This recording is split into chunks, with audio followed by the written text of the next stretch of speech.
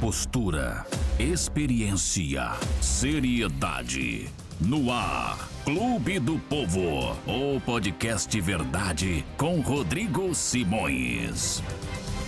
Saúde e paz, que Deus abençoe você e toda a sua família. No episódio de hoje, a presença do secretário de Agricultura e Abastecimento do Estado de São Paulo, Guilherme Piai, o jovem secretário Guilherme Piai. Secretário, seja bem-vindo. Obrigado, é um prazer estar aqui com vocês, Simões. Para começar, podemos dizer que 2025 foi o grande ano da sua vida?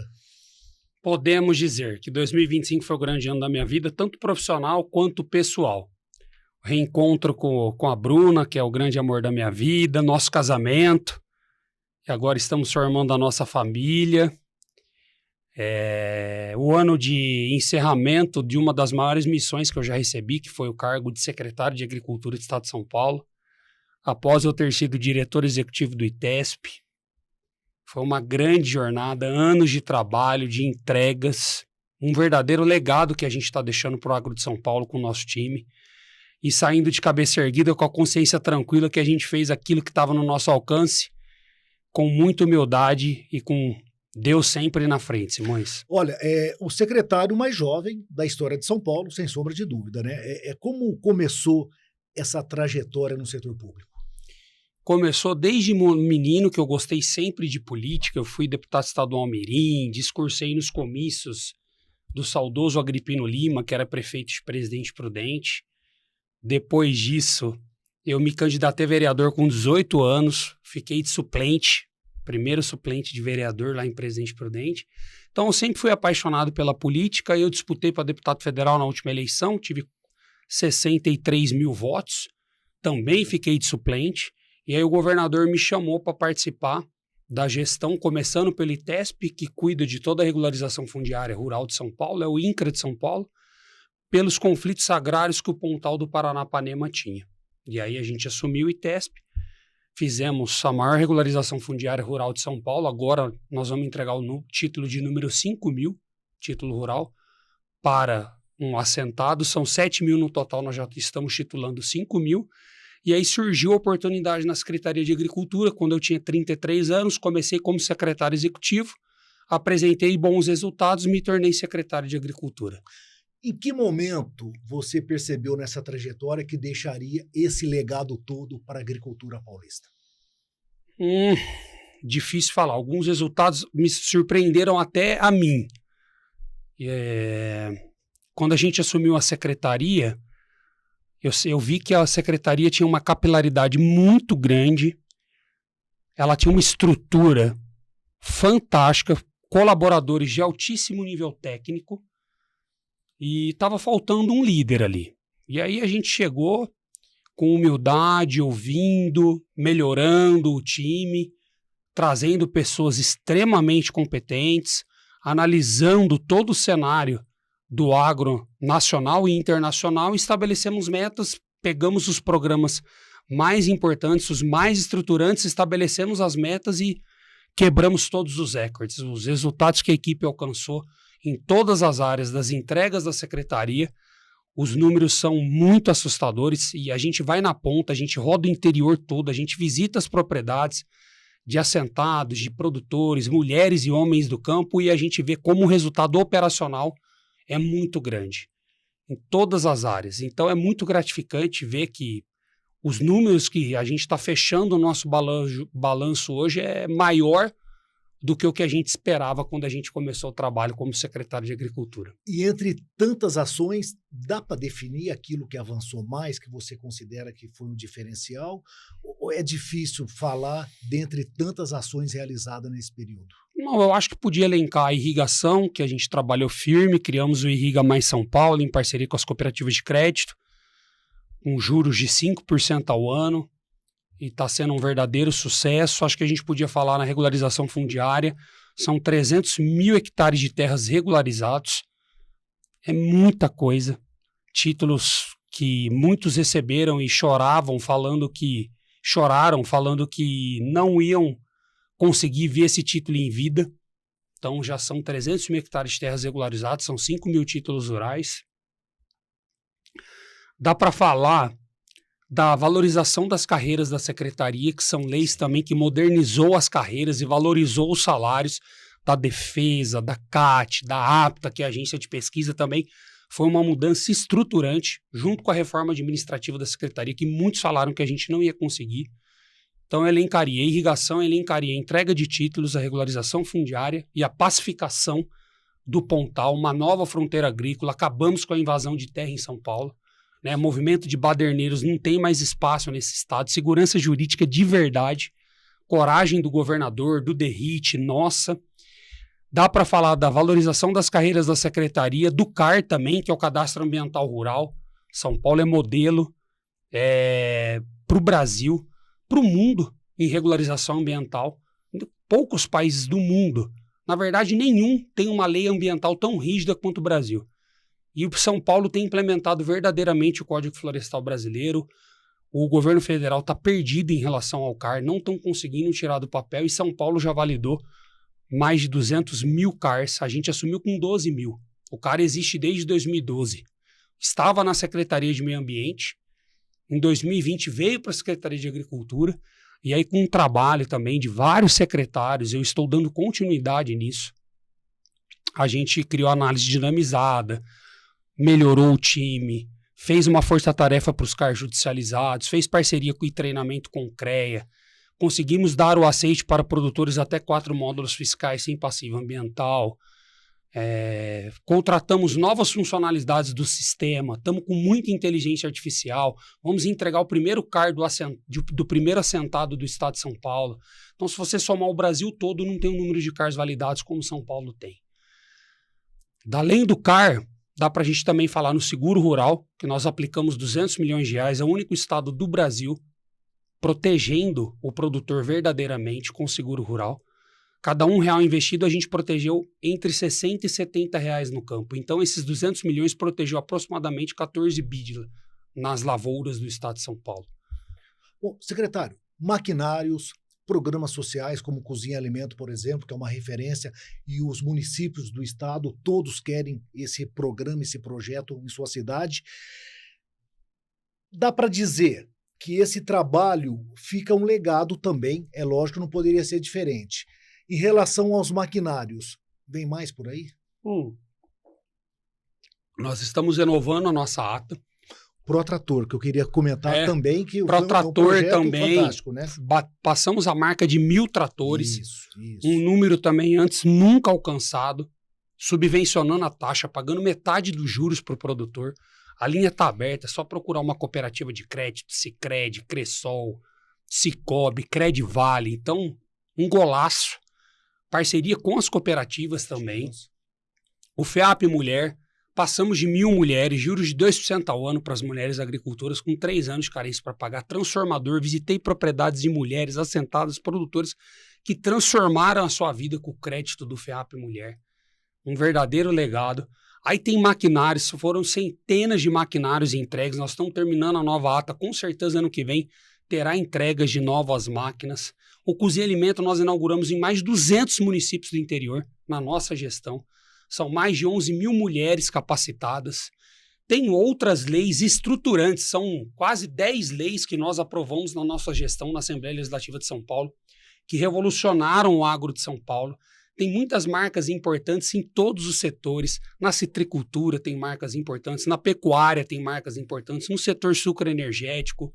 Então, são muitas conquistas, mas se tivesse que elencar as principais, eu falaria no crédito, eu falaria no seguro, eu falaria na irrigação, eu falaria no CAR e falaria na regularização fundiária e na reestruturação das carreiras da secretaria. A mulher e o homem do campo. A gente percebe que nas suas manifestações, nos seus discursos, você trata eles com todo amor, com todo o carinho do mundo. Qual o significado dessas famílias para você? Muito significativo, porque eu sou produtor rural, sou filho, sou neto, e eu vejo o quanto esse setor está mal representado com o governo federal que a gente tem.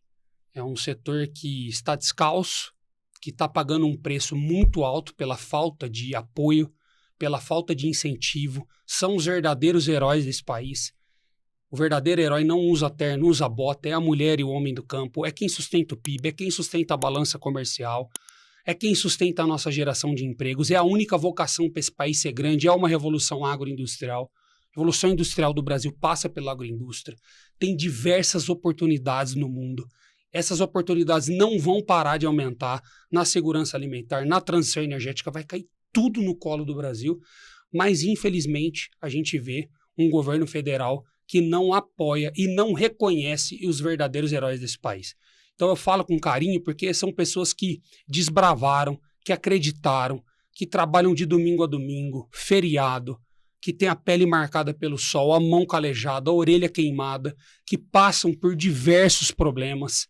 Não é fácil hoje empreender no agronegócio brasileiro, ter uma empresa a céu aberto, comprar milhões de equipamentos, de insumos e a cada safra não saber o que vem, os fenômenos climáticos cada vez mais presentes, ondas de calor cada vez mais presentes, períodos de seca alongados cada vez mais presentes. Então é muito difícil ser produtor rural hoje no Brasil. Os preços das commodities, a maioria muito longe daquilo que deveria ser, a conta não está fechando. Quando você pega o custo dos insumos, o custo de produção e o preço de venda, a conta não está fechando. Então, número de recuperação judicial explodindo no agro, inadimplência no banco também, no setor agro, nunca teve nesses patamares, porque o governo, ao invés de valorizar o setor que é a mola propulsora desse país, criminaliza e tenta transferir a culpa da sua irresponsabilidade para as costas do produtor rural.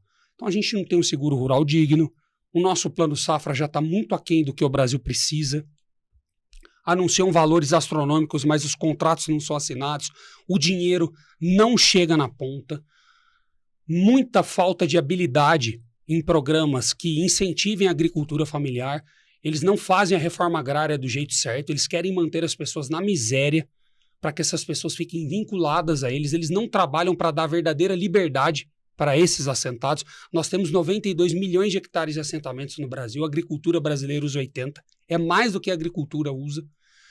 Você não vê a entrega do título, você não vê extensão rural dando suporte, você não vê crédito, você não vê construção de moradias nos assentamentos federais e você vê tudo isso nos assentamentos de São Paulo. A verdadeira reforma agrária quem está fazendo é o Tarcísio de Freitas, dando título para o assentado, construindo novas moradias. E eu visitei um lote de um casal que morava numa casa de 8 metros quadrados, com telha Eternit, sem reboque, e aí você vê a casa construída que o governador autorizou, com porcelanato, 2 quartos, laje. Então é dignificante, é um verdadeiro legado. Aí tem a extensão rural dando suporte pelo ITESP, aí tem o Protrator, aí tem o FEAP Mulher, aí tem a compra pública da agricultura familiar, que também multiplicou por 12, era aproximadamente 5 milhões por ano, esse ano tem tudo para bater os 60 milhões de reais, compra pública do governo de São Paulo, direto da agricultura familiar. Então, com esse trabalho completo que o Tarcísio está fazendo, através da nossa gestão, ele está realmente gerando liberdade, dignidade e prosperidade para os verdadeiros heróis desse país. E falam que o agro são grandes latifúndios, né? Que o agro são grandes latifúndios, é uma mentira. São Paulo, 87% das propriedades têm entre 10 a 110 hectares. São grandes produtores de pequenas propriedades que precisam do apoio, que precisam do suporte, e é por eles e para eles que a gente trabalhou por anos, dia e noite, fim de semana, feriado, para entregar esses resultados que a gente falou aqui. Secretário, e na contramão disso, o governo federal, até de forma irresponsável, num verdadeiro estelionato eleitoral, vem falar em fome zero. Não existe fome zero no país, né? Não, o que acontece é que o governo federal ele cria muitos programas sociais que de social não tem muita coisa. Por quê? Porque não dá porta de saída. Você ajudar uma pessoa em necessidade é uma coisa. Agora, você incentivar para que essa pessoa fique o resto da vida dela ali, nessa situação de miserabilidade, sem independência financeira, sem dignidade de poder pegar o dinheiro dela e comprar o que ela quer no mercado, sem dar uma porta de saída que é o emprego, e o que ele está fazendo com essas pessoas? Ele está querendo que essas pessoas fiquem atreladas a esses programas que não dão a porta de saída. E aí eles colocam como o menor desemprego da história, mas classificam essas pessoas que estão recebendo os programas sociais para burlar esse índice de desemprego. E aí você tem estados que tem mais gente hoje recebendo benefício do que trabalhando com carteira assinal formada. Então, que recado que a gente está dando para o Brasil?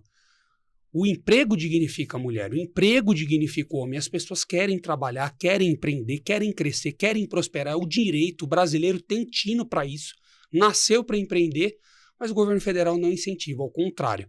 E ele não quer as pessoas livres, independentes e pensantes para que eles não entendam que o que o governo federal faz é rasgar dinheiro público para tentar se manter no poder. Quem não cuida das contas, não cuida das pessoas. A irresponsabilidade fiscal do Brasil está custando muito caro hoje para o nosso país. É a maior Selic dos últimos anos. É um governo que está arrecadando cada vez mais e gastando cada vez mais, sem conseguir controlar bem a inflação, porque entra o fenômeno da dominância fiscal e prejudicando muito a economia. O poder de compra das pessoas diminuiu demais da conta.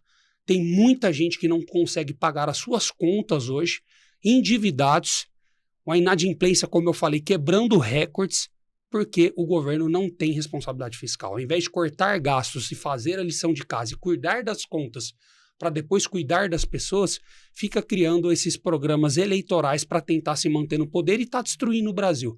O Brasil está caminhando a passos largos para uma crise econômica, para uma recessão, assim como a gente teve no governo Dilma, e é o que o PT vai conseguir fazer dessa vez. O secretário falou agora há pouco das invasões em São Paulo, que acabaram as invasões aqui.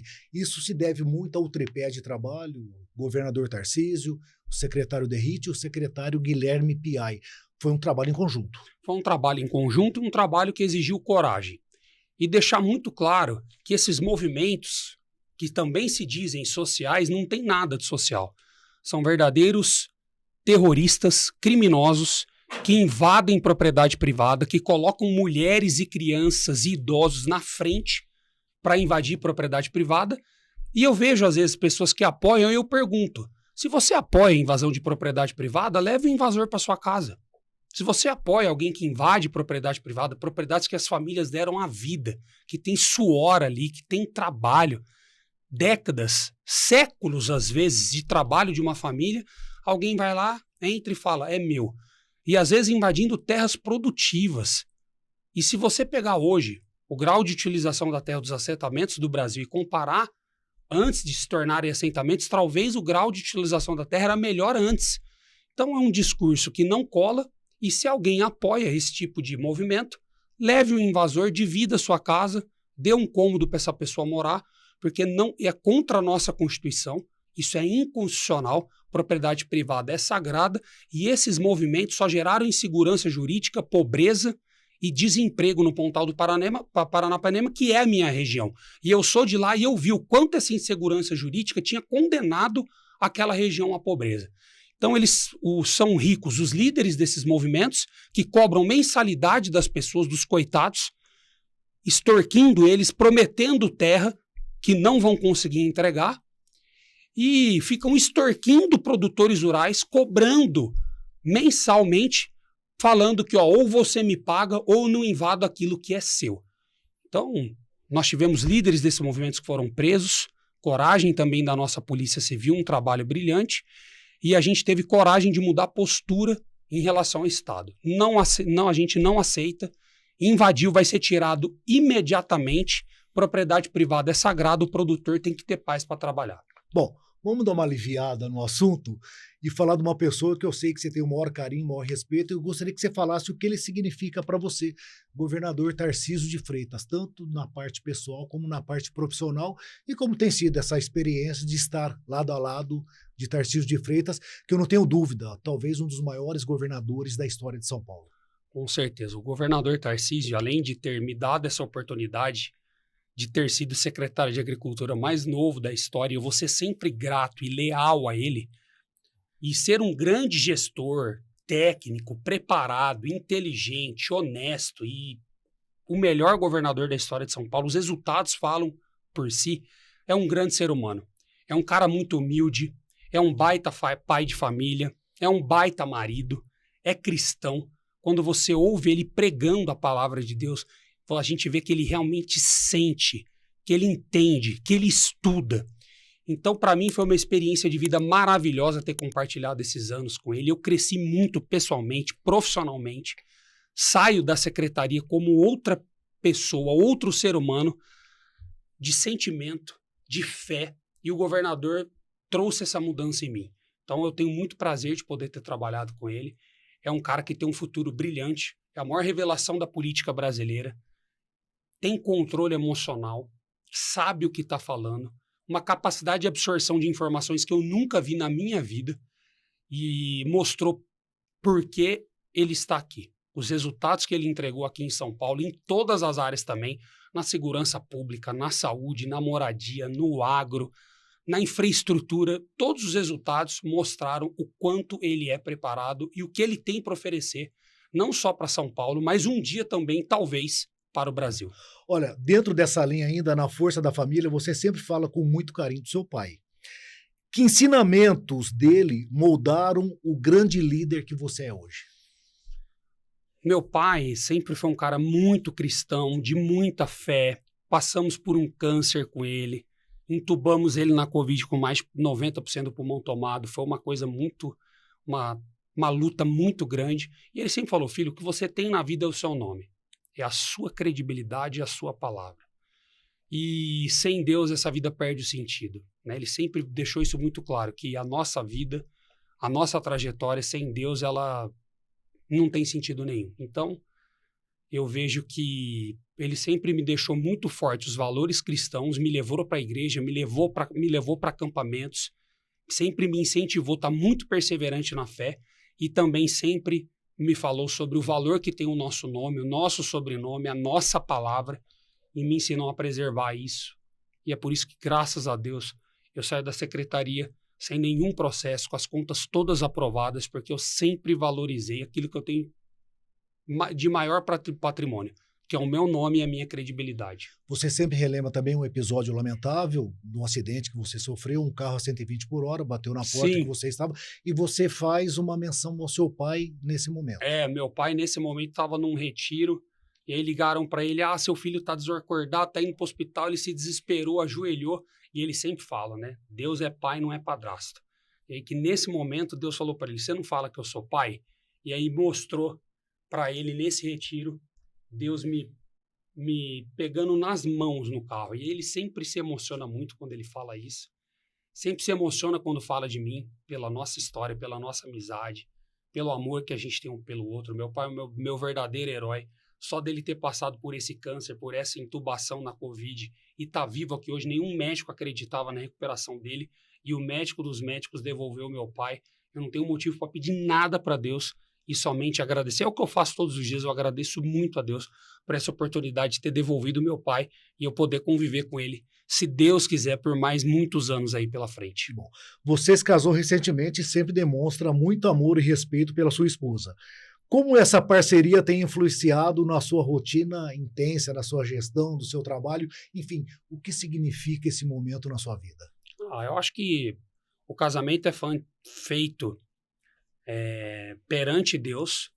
Eu vejo que quando a gente casa, a gente toma uma escolha e a gente assume essa escolha perante Deus. O matrimônio foi criado por Deus. A verdadeira felicidade está no seio da nossa família, então é a nossa chance de formar a nossa própria família. Eu sempre falo que não adianta a gente procurar felicidade fora de casa, porque ela está dentro de casa, ela está no seio da nossa família.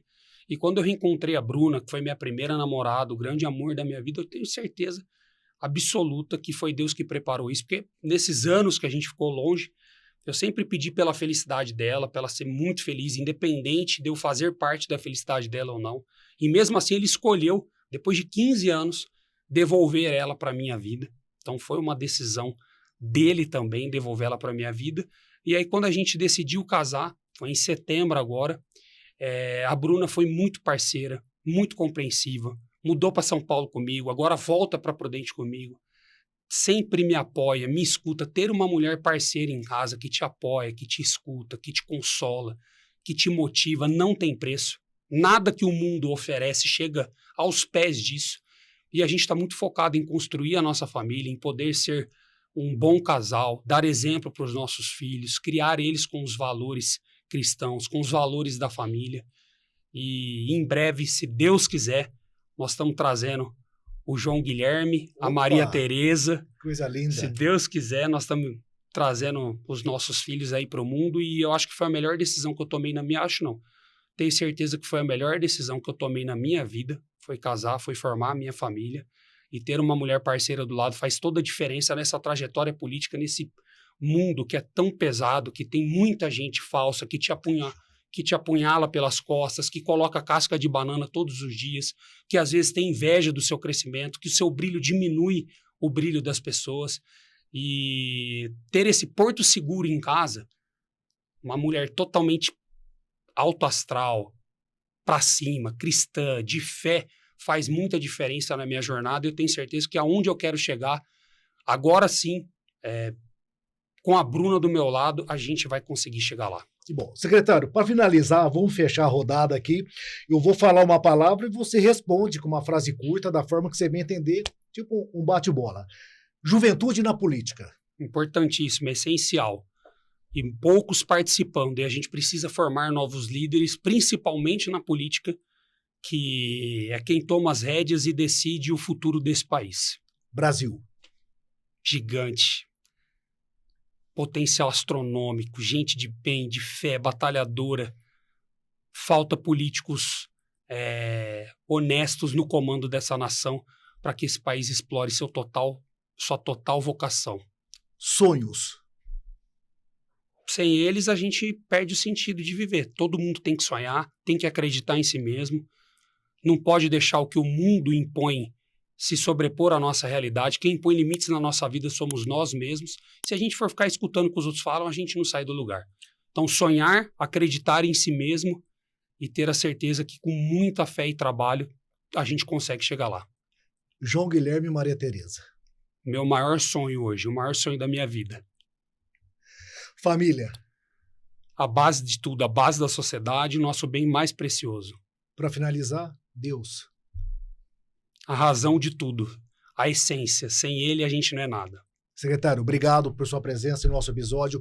Deus abençoe muito. Amém. Nossa Senhora Aparecida o cubra com o seu manto, que eu sei que o senhor é muito católico, muito religioso, participa das missas, atua de forma direta dentro da nossa Igreja Católica.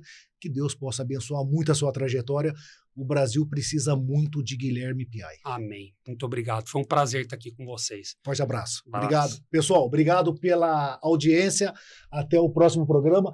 E um abençoado 2026, né, secretário? Amém. Deus nos proteja muito. Muito. Sucesso. Amém. Obrigado. Obrigado, pessoal. Postura, experiência, seriedade. No ar, Clube do Povo, o podcast Verdade com Rodrigo Simões.